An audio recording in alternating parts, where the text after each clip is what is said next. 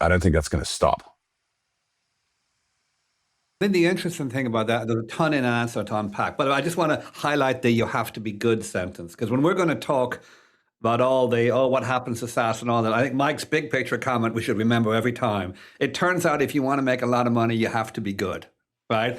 And you have to compete with everyone else for the same dollars. And my guess is that will be a recurring theme. It's not impossible to succeed, you just quote unquote have to be good. There's such a lot of complexity here because you're right, you have the margin stacking. So, a classic example is you look at Anthropic, it's doing $1 billion in revenue. You look at Cursor, it's doing $1 billion in revenue, but it's pretty much the same $1 billion. So you have to think about the margin stacking.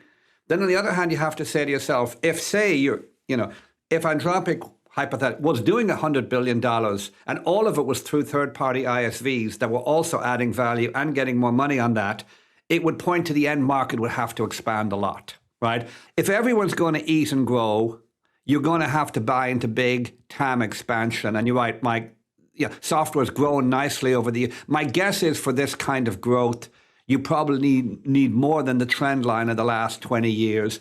You probably need some acceleration on top, just because the numbers are so big. I mean, to go, if Anthropic goes from 4.5 billion to, and I'm not for a second saying, I think they will, it's just like their number, to 150 bill, in a world where, Microsoft does 200 bill, you're basically saying, to a rounding error, Anthropic is another Microsoft, OpenAI is another Microsoft, and that's two more Microsofts, which are pretty voracious mouths to feed out of the same pile of cash. It's, there better be more money coming or it's going to get pretty kind of short around here.